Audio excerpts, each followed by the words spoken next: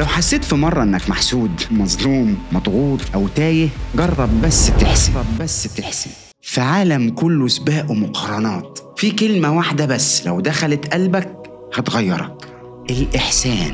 مش مجرد عمل خير، الإحسان ده يا صديقي أسلوب حياة. كل مرة بتحسن حتى من غير ما تاخد بالك، في أبواب خير ورزق كبيرة بتتفتح لك في مكان تاني.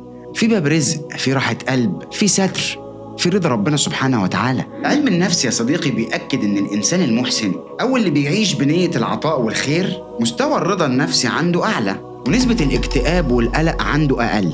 ليه؟ لأن الإحسان يا صديقي هنا مش بيحسن بس حياة الناس اللي حواليك، هو بيعمل عملية تنظيم داخلي للمشاعر، وبيحسسك كمان بالمعنى والقيمة والهدف. والعجيب إنك حتى لو أسأت لنفسك أو لغيرك، ده بيرجع لك أضعاف. ربنا سبحانه وتعالى صديقي بيقول إيه؟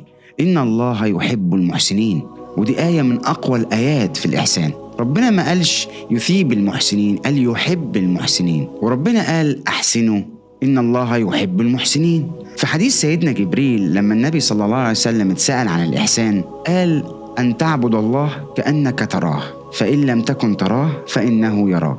يعني الإحسان مش بس في التعامل مع الناس، ده في كل تفصيلة في حياتك، من أول الصلاة للنية، للكلمة الطيبة، لطريقة شغلك، للرحمة حتى بالحيوان، للابتسامة اللي مرسومة على وشك. مثلا يا صديقي لما حد يكون عنده دين كبير وانت تساعده بجد من قلبك، بعدها على طول بتتفاجئ ان ربنا سبحانه وتعالى فتح لك باب رزق انت مش متوقعه، عشان بس قررت انك تساعد حد في دقيقة. موظف تعب في شغله بإخلاص وربنا كافئه وجاله ترقية في حين إن هو ما كانش منتظر ده. واحدة مثلا بتخدم والدتها المريضة بإحسان وبحب، ربنا بيرزقها بركة ورضا ملوش تفسير. والنبي صلى الله عليه وسلم قال الراحمون يرحمهم الرحمن، يعني اللي بيحسن للخلق أكيد ربنا بيحسن له. أقدر أقول لك من كل ده إن كرم ربنا وإحسانه واسع وكبير جدا، وأكيد هيغطيك.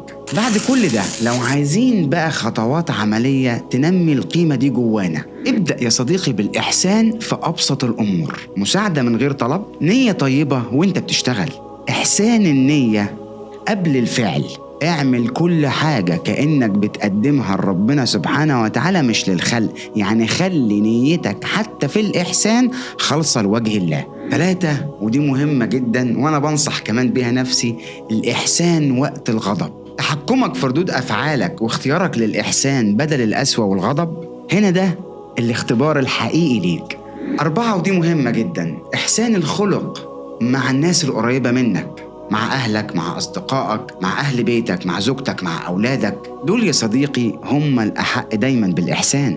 رقم 5، الإحسان الخفي، يعني ساعد، تصدق من غير ما حد يعرف، هتشوف العجب وأبواب الرزق من ربنا سبحانه وتعالى. في النهاية لو عايز تعيش حياة فيها رضا داخلي وبركة كمان في الوقت، حب من الناس وسعة ورزق كبير من ربنا، عيش يا صديقي بالإحسان، مش مجرد لحظة حنية وهتعدي.